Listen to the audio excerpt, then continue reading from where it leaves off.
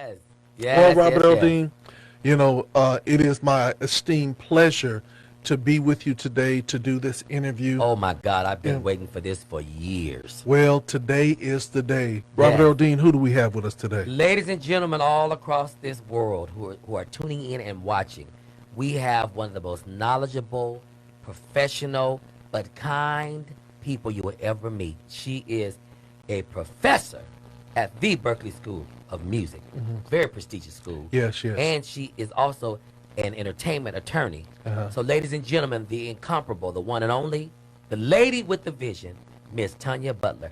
Welcome to the Wake Up Morning Show. It sure is a wake up morning show because I just woke up. Well. You look wonderful just waking up. So let me say, with my hands lifted up. Right. Okay, so let me ask you a question. What part of the country are you in?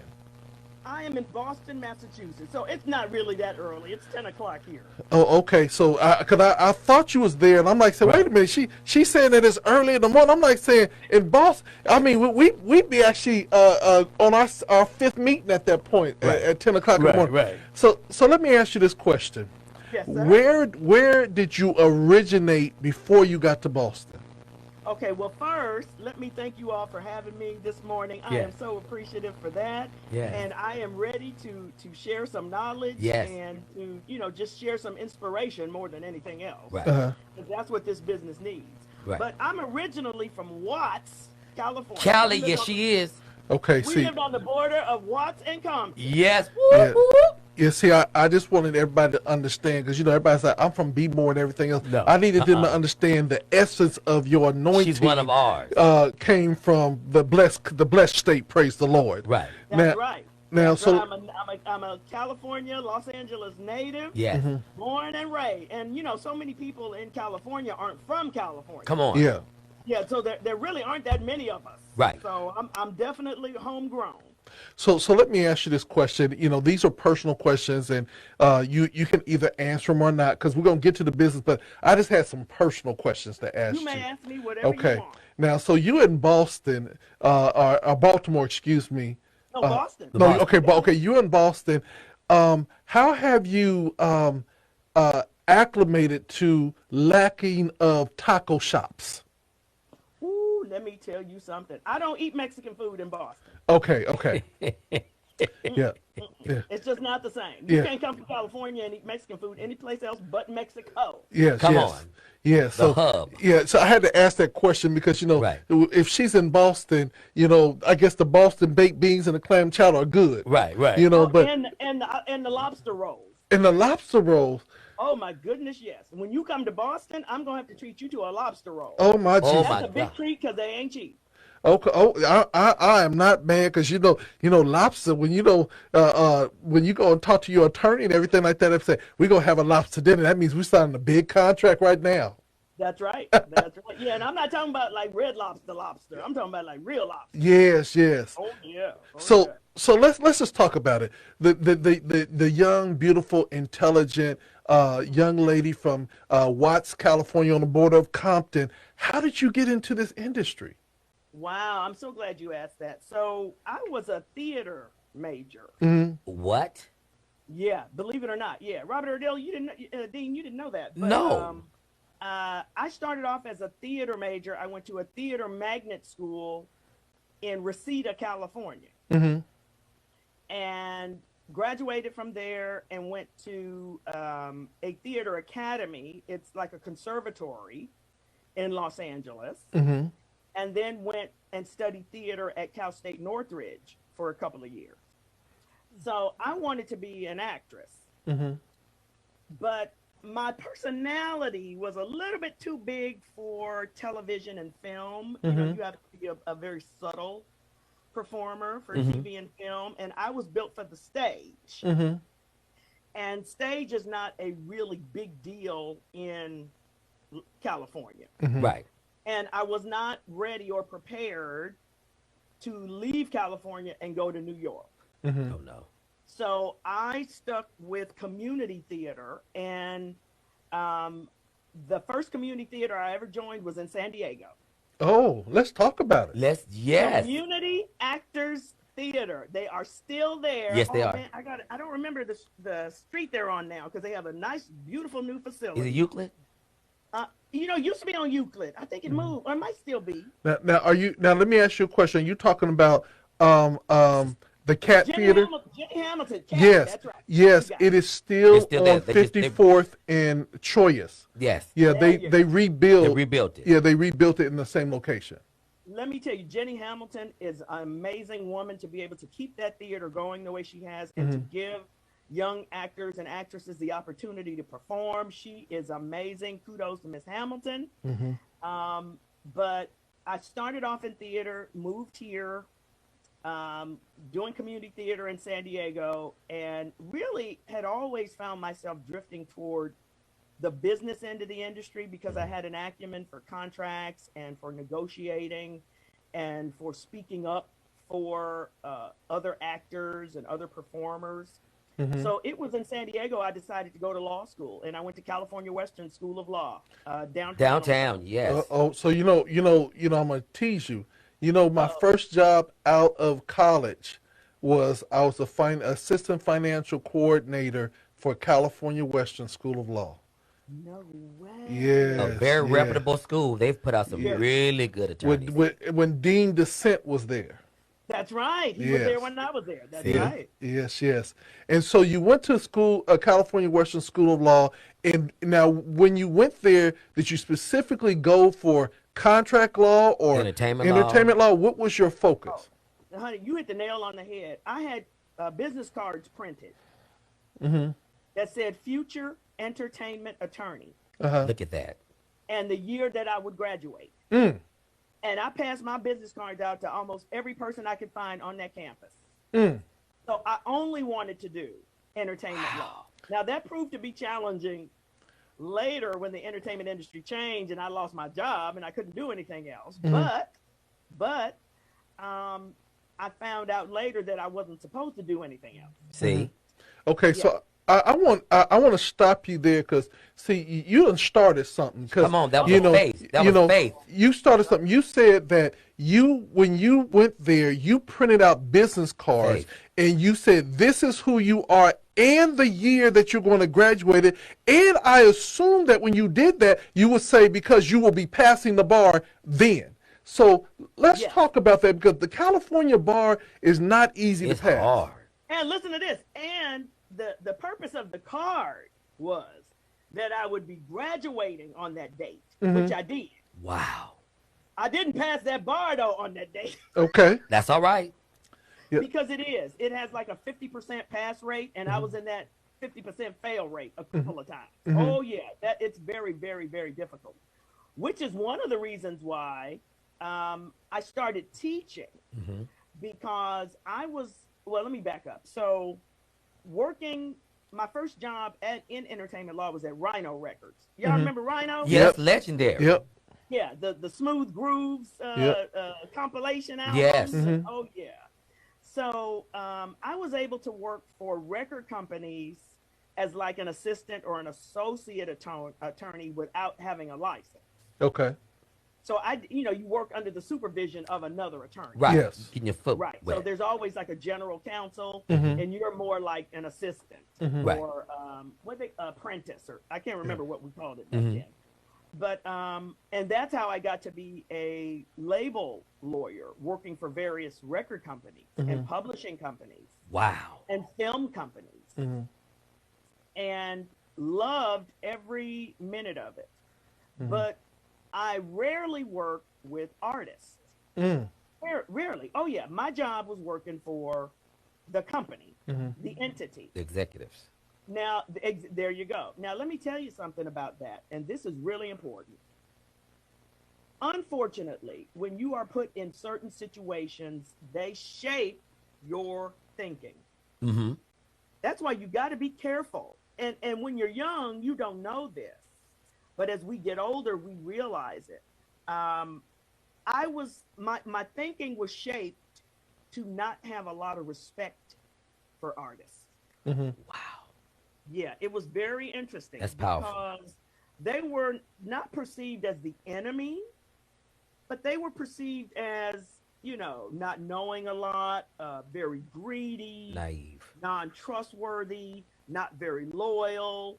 And what I mean by that is, their only concern was getting on TV or being on BET or TRL. Hmm. Their only concern was with who could get them to the next level the fastest. So they Right. may have been working with a manager who was very supportive and very loyal. But then as soon as that somebody else got into their ear, they would switch, Yep. all of that is what I perceived. And that perception did not change until I started teaching full time. Wow. I started teaching full time at the University of Memphis in 2004. Mm-hmm. And I tell you, working at a school of music, where the dedication to the craft, Hmm. very often when we're in the music industry, on the end that you guys are on the end that I was on, you don't see that dedication to the craft. All you see is that they trying to get over, or they trying to get rich, or they Right. trying to get famous. Right. I got to see dedication to the craft, and I slowly began to admire that dedication, finding out that in order to play trumpet, you got to practice for 12 hours a day. Okay. Oh. So, Wow. Madam Butler, Attorney Woo, Butler. that's deep. I want to say that we have to also. I think that you're looking at it both sides because see, I am. the thing that we also are looking at now as a record executive that we'll talk offline because I'm gonna have to use your services soon. But anyway, one of the things that we are seeing is that there are the dedicated ones that the craft that are true musicians and Yes. talent, and there are these instantaneous stars that have this entitlement but don't have the work ethic. Don't have the work ethic, sometimes don't have the talent. Exactly. We're gonna get to that That's too. true. We're gonna get that No, to that's that true. too. Yeah. Let me tell you something. I don't know if you all knew this because I neglected, and I apologize, Robert Earl, to send my bio over in time because I had another meeting this morning. I got you, sis. Oh, you got me? Oh, excellent. But I wrote a book Come on, talk about that book. in 2015. So, and just so you know, I retired from the practice of law Yes. just prior to writing that book. The name of the book is The Music Business is Corrupt, or maybe you just can't sing. Yes, Lord. Come on, through church. That's the name of the book. Come on, Tonya. Hold on. Wait a minute. That's the name of the book. Wait a minute. See, here's the problem with this whole thing right now is that you should have sent that to us. Robert, you continue this conversation. I'm gonna look it up on Amazon. Yes. And It's on I'm Amazon. gonna post it. You Yes. know. Wait a minute. The music Post the industry. one with there's two versions. Don't use the Kindle version. Okay. It's out of date. Use the one with my picture on it, the hard copy. Okay, Right. the music business is corrupt, or maybe you just can't say, girl. And that- I'm sorry, attorney, doctor, teacher, professor. No, you didn't come out with a book like Yes, that. and that's how I first met her at the Announcers Guild in Los Angeles, right. and then through Beverly Anderson, who was a part of your label at one Yeah, point. yes. So let's go. Is my BFF. That's her BFF. Yeah. Yes. You So better be listening this morning. I think she is. I tuned her in. so let's go into this book. 'Cause I think that everybody need to get this book. But Let me that's tell you something. The wonderful. book is being. I'm glad you're looking it up today on Amazon.com. $9.99. Because I'm about to pull it from Amazon because I'm about to rewrite it and release a second edition. Okay. Yeah, I'm about to do that at the first of the year. Yes. But listen to this. So I was so fed up as an attorney. I was so fed up because I was tired of people paying me for advice. I give them the advice. Then they go off and do the exact opposite of what I told them to do. Come on. Then a year or two later come back crying, wanting me to undo what they did, what I told them not to do In the first place. in the first place. It was frustrating. I listened to artists blame the record company. You know what I'm talking about. Yes, I know. ma'am. Yes. But it's the label's fault. It's Yeah. the manager's fault. It's my lawyer's fault. They didn't do this right. They didn't have this for me. And after a while, I would say to them, you know what? It can't be everybody's fault. Now, the whole industry can't be corrupt and against you. Maybe it's got something to do with you. So the book isn't about singing per se. Right. Right. It's about how to take responsibility for your career. In other words, maybe you didn't get on because you got a bad attitude or a bad personality. Maybe you didn't get on because you don't present yourself well. Maybe you didn't get on because of the people you hang out with and the reputation you built for not being for having the work ethic. You know, and the bottom line would be, or maybe you just don't have the talent. So, or the book is all those reasons why. It's not somebody else's fault. Yeah, and maybe you didn't get on because you tried to be like everybody else instead of your authentic self. Original. That's right. So let me say this, and I'm looking at the book cover right now. Why is it that you have a smile on the book cover as you really want to know this? Yes, that's right. That's the smile on the book cover side. Well, okay, here goes. Oh yeah, because it's, you know, it started off being kind of funny and a little sarcastic. Because what I want you to know, and I'm saying this from the bottom of my heart, when I wrote that book, I was a little bitter and a little angry, but a lot in love. And what I mean by that is I love musicians. Yeah.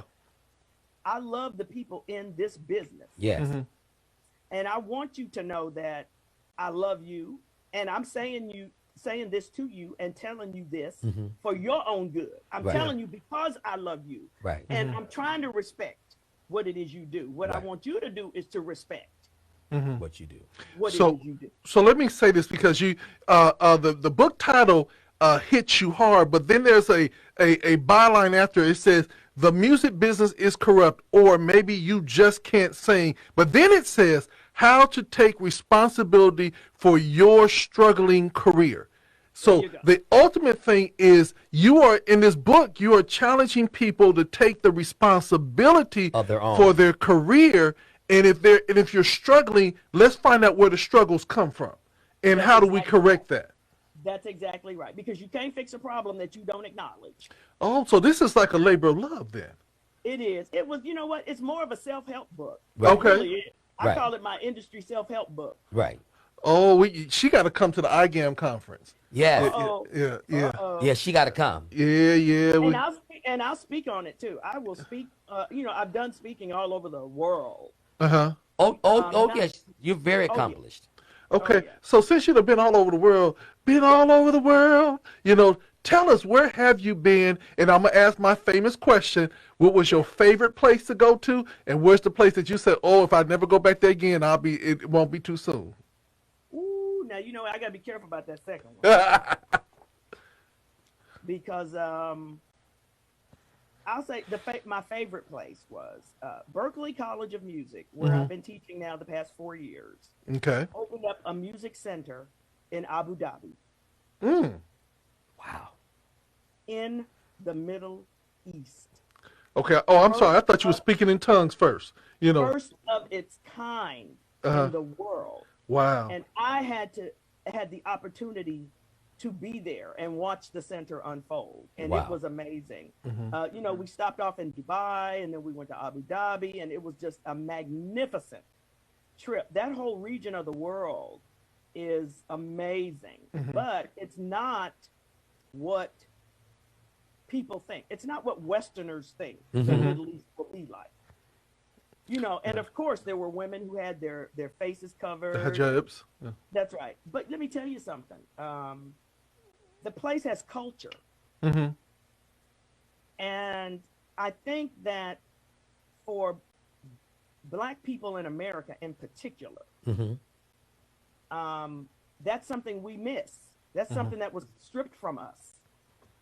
You know, so I'm very jealous of another culture, you know, because they have traditions that they follow.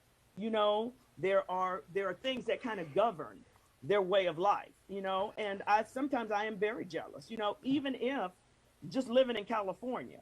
And you know how it is in San Diego and LA, you know, they talk about, you know, they'll talk about how Mexican people stick together. Yes. Yes. You know what I'm saying? So why we ain't sticking together? Come on. How you gonna get mad at them about that? Exactly. And that's something that we need to be doing. Cause like But we, it's because they have that culture that yeah. binds them together, and Right. that that we may have to find a way to find that one common ground that binds us together. So yeah, that was my favorite place by far. The Okay. only place I won't go back to right now, I say it now, is Oakland, California, for a whole bunch of reasons Right. that don't Oh, have nothing to do with the music. Right. well, I just want to let you know that. But if you have to go back, just let me know. Cause see, I was up there for 6 years, living on East 14th Street. I got you. I got peoples. Okay, my voice. Robert Earl. Oakland is no joke. We just saw on, I think it was either, it was one of the news programs where they're coming up with some sort of a reward system to reward people who help police find all the people who were breaking into everybody's cars. We got our cars broken into when we were there in Oakland and had laptops stolen, boots, jackets, everything. Jesus. And went to the rental car place to take the van back. And you know what he said? He said, "Oh, you're the first one today." I said, "First one today? What do you mean?" "Oh, we get about 15 broken windows a day." Wow. And this was the rental car place. Yeah. Jesus. See, So you can imagine how much that happens with people's see, personal cars. so you gotta put a sign up in the window, that says, "If you Nothing in touch here. it, I will find you." That's right. Yeah. And put at the bottom, Pookie and Ray Ray. That means you. There you go. And That's right. you 9 times 10 you be okay. That's right. There you go. Robert No, Earl. that was a great question. I loved Abu Dhabi. I did not particularly love Oakland for that reason, but I've spoken all over the world. I usually lecture on things like copyright, how to protect your work, contracts, what things to look for in certain types of agreements. I've talked about branding yourself. I talk about real networking in the industry, and I talk about how to take responsibility for your career. Amen. My question is, if you're trying to get publishing for a song and there's so many publishers on it because it was done back in the day, how do you navigate through that? Yeah, that's a tough one because when you go to the, usually you look up the song on the PRO's website. Hopefully, one of those publishers is designated as the administrator. Hopefully. So even if there's 5 of them, one of them usually will be designated as the administrator. If that's the case, that's the one you contact because they will have permissions from the other 4, let's say. Okay. But if you got 5 publishers and they're all administrating, that song is a headache. And me personally, I would move on. And that's revenue that they're losing because they didn't set their business up right. They didn't designate an administrator. Now, normally, if it's more than one publisher and one of them is a major publisher, an EMI, a Sony, Right. they're gonna be the administrator. Yeah. So you don't even have to reach out to all the little ones. You just reach out to the big one, Gotcha. and they will be the ones administrating the rights for that song. That's a great question. So I'm gonna ask you a question, and this is, I'm feeling a Billy D moment with you, where in this lady sings, he said, "You gonna let my hand fall off?" So let me just ask this question: how do people contract you to retain your services? I'm retired. So technically, I let my license go, Okay. and I'm so glad that I did. Let me tell you something. Tell us. You may have a plan for your life, for your career. I had a plan, but God had a much bigger plan. Come on.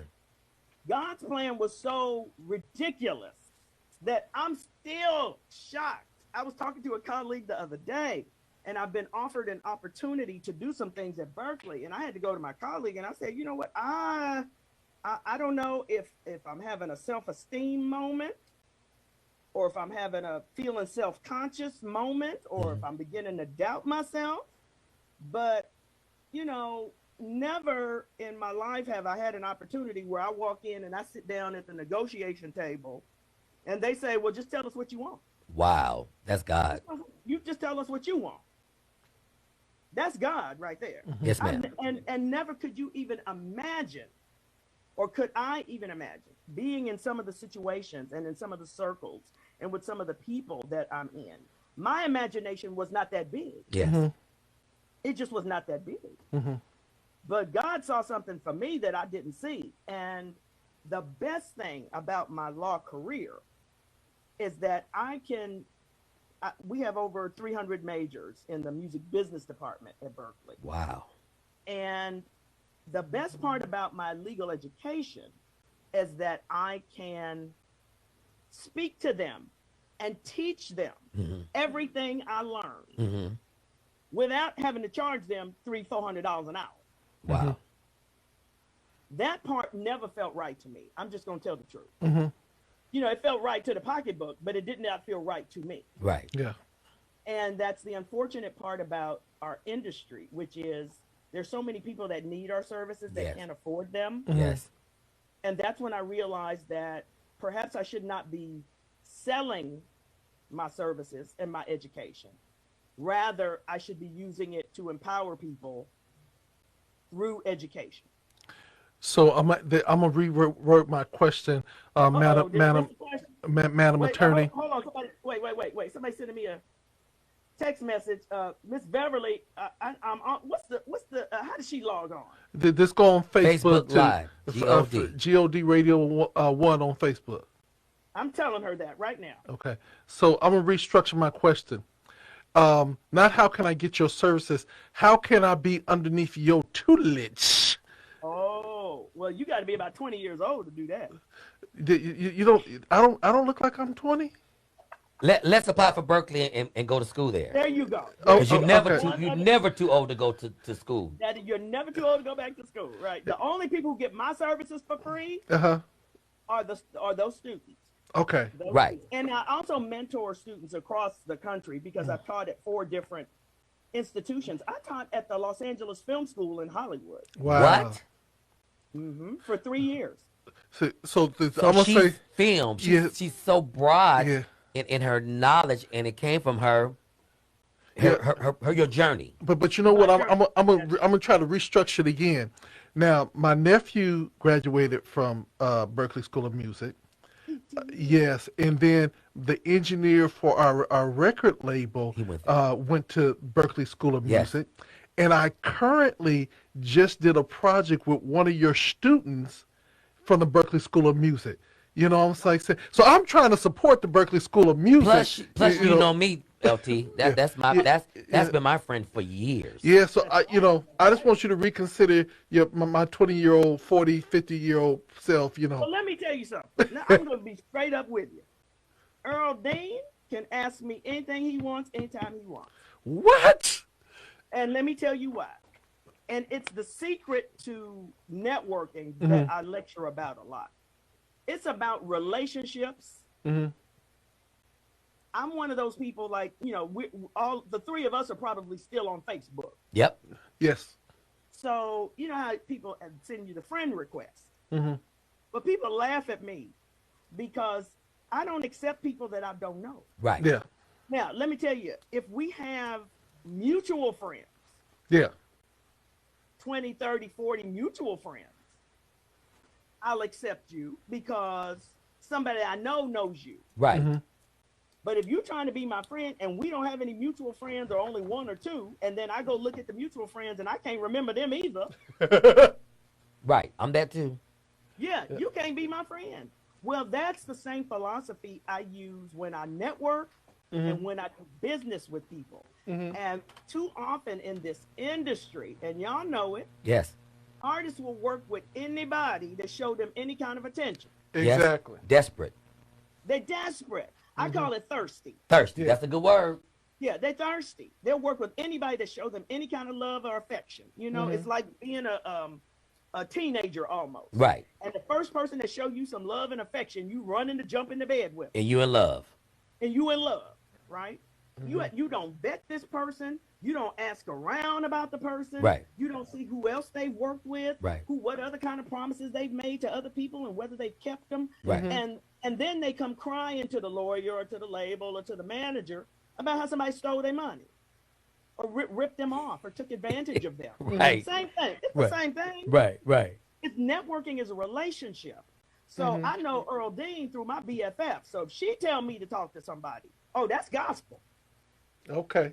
And That's gospel. this has been years because I met her It's been years. at the Announcers Guild, That's right. That's right. and I was But telling let me very tell I you was about Earl Dean, though. Earl Dean is a magnificent networker, and let me tell you why.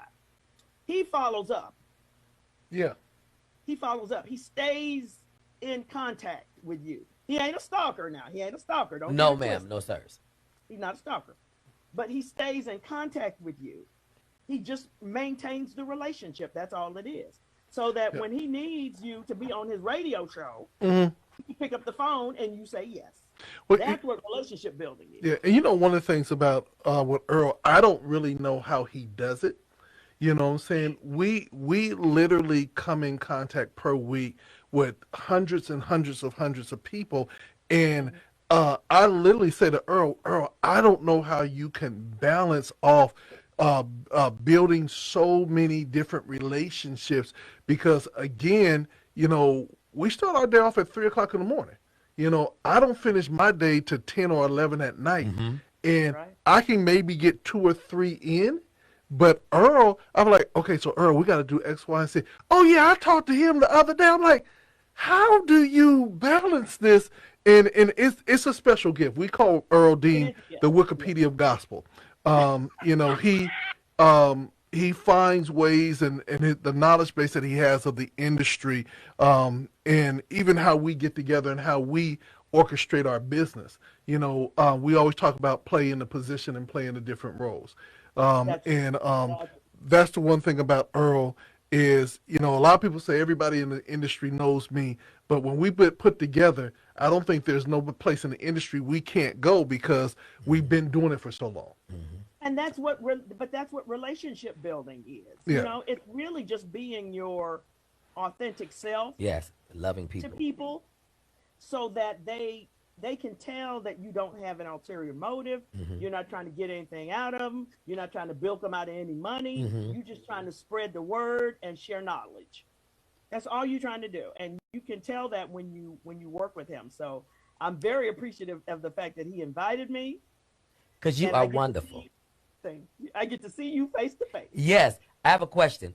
Yes, What please. what similarities or differences do you see in the gospel music side or the secular side? Oh, you done started something now. Because y'all know she Okay. direct. She say Yeah, what she look, mean, look, I mean what had she to move my say. hair back. Right. None. None. Did she just drop the In my mic? opinion, in my opinion, Right.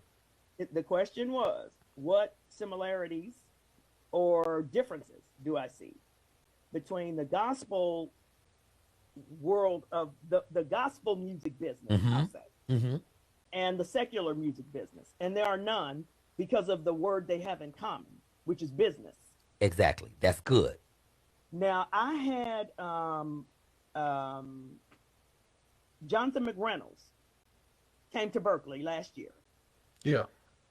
And unfortunately, it was during COVID, so we had to do a Zoom interview. Right. But he was amazing. He is amazing. And I asked him a similar question. But what I really did was ask, you know, how do you navigate? Because, and we talked a lot about this. Q Parker was also one of my guests. He was from the group 112. Yes. Oh yes, Hmm. Q. Yes. And he's now a gospel artist. And they're both on Other E1, E1. run Mhm. by a really good friend of mine. I'm sure you know Gina Waters Miller. Her Hmm. name. Okay, if you don't, I will introduce you. Yes, ma'am. This woman is phenomenal.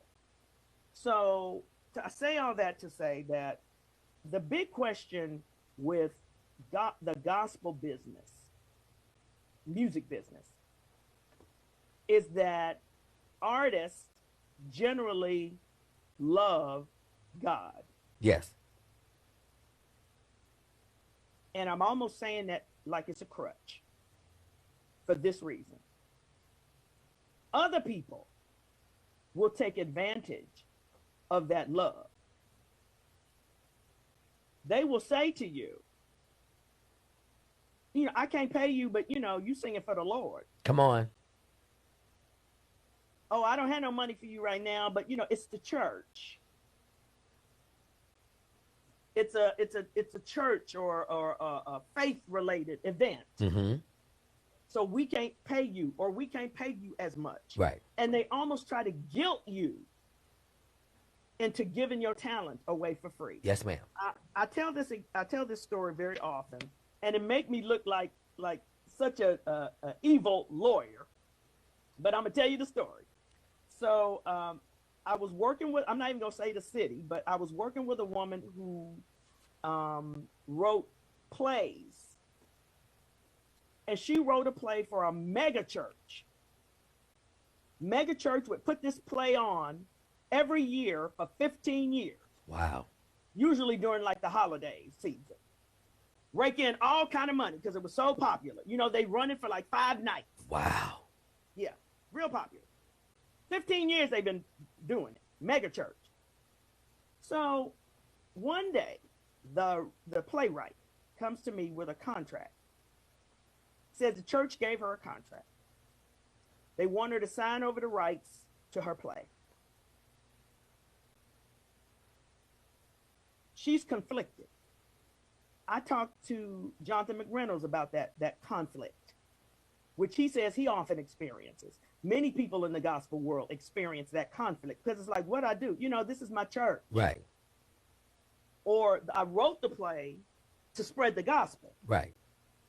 So I don't want to let business or paperwork or haggling over money get in the way of spreading the gospel.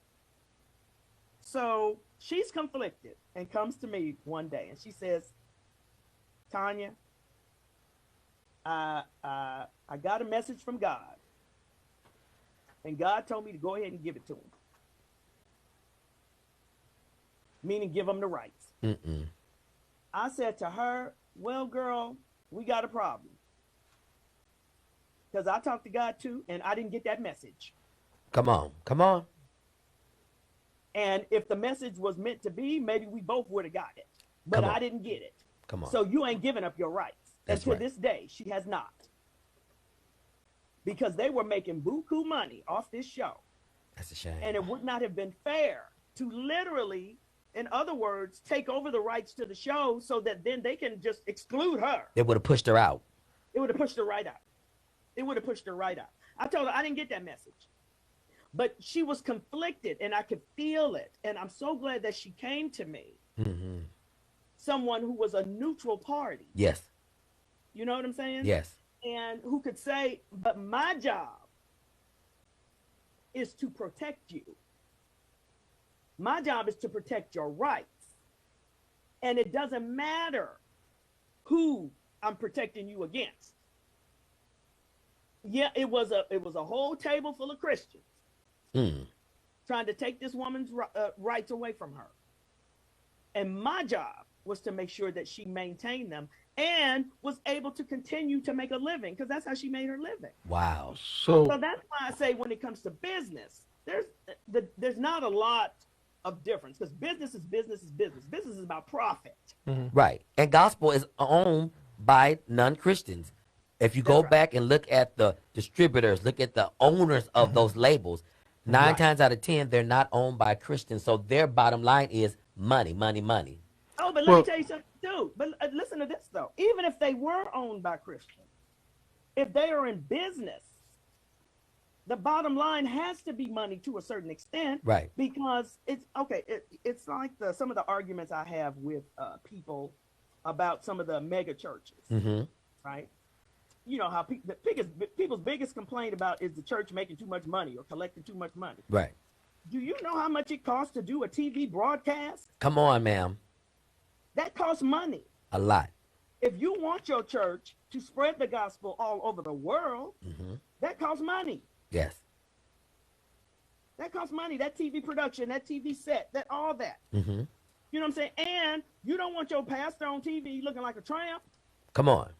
That costs money. Yes, ma'am. So absolutely. Do people take advantage of that and maybe misuse that money? Sure. But does that money have a purpose? Absolutely. So there's a balancing act, and there's always a conflict. And that's the one thing that I noticed with many gospel artists. They're always struggling with that secular life, But what the best ones have said to me is that they try to separate as much as they can Mm-hmm. some of that business aspect. But on the other side, they also need to be able to eat. Yes, Yeah. pay bills. So they have to have a very strong sense of discernment, which we all do. Mm-hmm. There are things that I do for free. Mm-hmm. There are things that I do for cheap. There are things that I do for full price. You Yeah. have to have that sense of discernment, and gospel artists are faced with that every day. You so Yeah, true. and so I correct. always share with So the correct. artists that we represent is that when you send your people to me, they automatically know that there is a price tag that they're going to have to deal with. Now, I used to always use and tell people this: if what the artist is asking for, their asking price is not in your budget, you can always propose a counter budget, and you they can. can always say yay or nay to your counter Amen. budget. So you can never, when people say, well, artists are always about money, no. But it takes money to get them from here to there. It takes money for preparation. They have expenses too. Number one. Number two is I'm always distressed and saddened when someone tries to take someone's rights instead of saying, you know what, let's put this on paper, and because this was yours, let's make it fair. We could do, since I'm doing the funding of it, you did the writing of it, let's make it a 50-50 so we're both going to win. We can negotiate. Maybe it's a 60-40. 60-40. At the end of the day, an artist or a talent should never give away their rights just to be able to get on. Never. And never should a ministry take advantage of people who are just excited about being on. That's what I call the pimping of the Yes, sir. industry. A lot of times people will try to pimp your relationship with God or your commitment Yes. to God. Yes. And so they'll guilt you into doing certain Yes. things. But then they have to ask themselves the question, if they didn't do it as unto God, can they really truly get the full anointing of your ministry knowing that you did not do them the right way? Look, knowing that you couldn't eat that morning, Yeah. that you didn't have breakfast before you came to church because you didn't feed them. Just little minor, little stuff. When I think of business and I think of artists making money, I don't think about them driving around in fancy cars and living in fancy houses. I think of them being able to pay their bills and buy groceries. Yes. Yeah.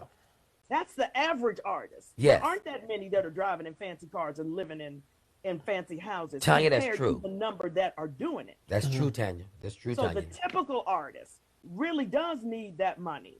If they've been given a gift, right, and Yes. you want to receive the benefit of that gift, Yes. then you need to provide value as well. Yeah. Now, that value doesn't always have to be in the form of money. No. There could be some kind of barter involved, but there has to be an exchange. Yes. I give you my gift. What do you give me? Right. What do I get in return? That is the essence of business. That's it's business. the exchange. Well, And it just so happens that so many gospel artists are not getting their fair share of the exchange. That's well, true. let me say this, Miss Professor Butler. Yes. We got to get a part two of this. You know what I'm saying? We have to get a part two of this because there Call my is, agent. Call Earl Dean.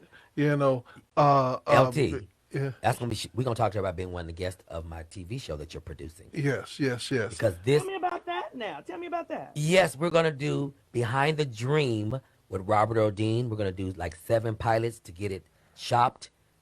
We would like to have you. We have some people like Will Downing that's gonna do it. Yolanda Adams, Telma Hopkins. So that's in the works right now. Yeah. Ooh, I don't belong in that company. Oh yes, you do. And what you do, nobody can do it like you, sister. No way. Thank you so much. You gonna run it on YouTube? No, we're going to tape it first, and then we're going to send it to networks for them to pick it up. That's why we're getting some heavyweights like you to give it value, and we're going to help share what you all do and say, it got you to where you are. Gotcha. Well, what you're doing right now to me provides so much value. I'm so proud of the two of you. Thank you so much. Very, very proud. Well, Robert Earl, like I said, part two, because we have actually ran out our whole show today talking to this. We love it. Yes, and we love it. That's why I said we have to have part two so that we get what they say, the rest of the story is yet the best of the story. Yes, but they got to get that book. Yes. Oh, and they got to check out the podcast. Okay. Tell us about the podcast. Real quick, it's called The Bomb BOMB podcast. BOMB stands for Business of Music Boot Camp. Wow. And I take celebrity law disputes and I break them down to apply them to the average artist. So, for example, you remember Lady A? Yeah. Let me tell you who Lady A was. Lady A is a blues and jazz singer. And the country group, very famous, very popular country group, Lady Antebellum, Oh, yes. decided to change their name to Lady A. Yep. Well, you can't do that. There's already a Lady A. Right. They sued Lady A. It should have been the other way around. Correct. They sued her to use her name, which she had the right to use and the right to keep them from using. Yeah. How dare they? Yeah, and I believe they came out with what we call an agreement to coexist. But still, that's not fair, because when you go looking for Lady A, the blues singer, you're not going to find her. Yeah. No, you're going to find the more Lady popular A, the one. country artist. Right. Yeah. Exactly. You're going to have to search for the blues artist. Yeah. And that's unfortunate, but I'm sure she got a little money in her pocket for her grief, which is all right, too. Right. Yeah. All right, too. So I take those types of disputes and break them down so that the typical average artist or performer will know how to protect themselves if it ever happens. Wow, that's awesome. Yes, and Jeez. and maybe Robert Earl Dean and I can come on. You can use our dispute that we have. What dispute? Bojangles or Popeyes. You know, who got the best wings? Neither one. We want to go baked. We got to eat better. Well, Got the best chicken sandwich. Right. well, Sister Tonya, thank you so Yeah, much. She is amazing. We are so appreciative. My God. And My pleasure. If you go to ProfessorButler.com, you'll find out everything there is to know about. Well, I just liked you on Facebook, so don't be refused. Oh, wait a minute. How many mutual friends we got? Is Earl Well, Dean one well, of them? no. See, you have a page that just I couldn't. Oh, yeah, that's the Professor Butler page. Yeah, that's Right. I got on that one. I couldn't find the other page. I looked all over and couldn't find it. Searched for me. all over. Looked Couldn't under find it. Professor Butler and it wasn't there? It's under Professor Butler. Yeah, Okay. it's not under Tonya, but Professor Butler is my moniker. Right. Okay, because I was Because she's a thinking- professor. That's Yes. right. So now, and if you ain't friends with Earl Dean, I'm not going to accept Right. And she know I don't fool with everybody. it. That's what I'm saying. So That's wait, what I'm so you mean to find tell me? me? I mean, Yeah, I found you. I'm going to you right now. all right, now I'm going to check now. Oh, but see, all it says is Professor Butler, and it just has like. I liked it, but it don't have like friend. Oh, okay. You can try Professor Tonya Butler. Maybe try that. Okay, let me. Right. let me- That's going to be the one you watch. Okay, Yeah. let me do this Try again. that one. Because usually it's just, I have a Professor Butler page, and then I have my personal page, which is Professional. Tonya Professor Butler Tonya / Professor Butler. Try it Okay. again. I'm wearing pink. Okay. Oh wait a minute. Okay, there you go. See, we in trouble because we got. Oh nope! It took me right back to The Professor Butler. exactly. Oh, I might have it fixed where you can't get to me. Yeah, that's. I mean, You that's have to what it go looks to like Earl right Dean. now. Go to Earl Dean's friends list. Yep. 'Cause Okay. she's on my list. Cause see, I see you in pink and everything. Wait a minute. I'll just say, there you go. I just put a friend request into you. Okay, I just see it And- here. Leonard See, James. there you go. And see, it got Robbie Jackson on there. It got Okay. Earl Dean on. We got 7 mutual friends. Okay. That's then you God's got it. perfect number. You need to God. And you know what, Leonard? I have to say, I am just so proud of all you've been able to achieve Yes. since those days. As I remember you back in the day as Trump type. Trump tight. Yep. Yeah. Come on. Come on. That's the Yeah, OG. yeah, Trump tight. That's the OG. And the funniest, And my friend's first commandment. yes. Come on. And the funny thing about it is that we changed to mandate records based on the fact that when we moved into the facility, we wanted to incorporate. And we started looking, and legally they said that we can continue to use Trump tight, but so many people were using it, but we had the rights to it. But the attorney said, if you want to spend between $100,000 and $300,000 to fight for it, we'll win it for you, or you can change your name. And literally, we had to do a deep dive because every name that we came up with, there was somebody out there with it. So Right. then when we came up and God gave us mandate, mandate was unique because it's an acronym standing for making the necessary difference at the end. And Oh, it there you freed us go. up from everything else that we were able to get, our trademarks and everything else. And That's so, what me and the bomb. That's what me and the bomb. Yeah. Bomb is an acronym for Business of Music Boot Camp. amen. Amen. And so that is and I thank you for that because 27 years later, God is still allowing us to be here. Ain't that something? Yeah. And Wow. look what he has done in our lives. Yes. And for me, it's not about my life. It's the lives of the people that I touch. Yes, ma'am. In particular, these young people and these people that want to be in this music business. Your legacy. Amen. Your That's legacy. my legacy. You got that right. That's right. Amen. Well, again, I want to do a part 2 To about be this. continued. I want to spend more time with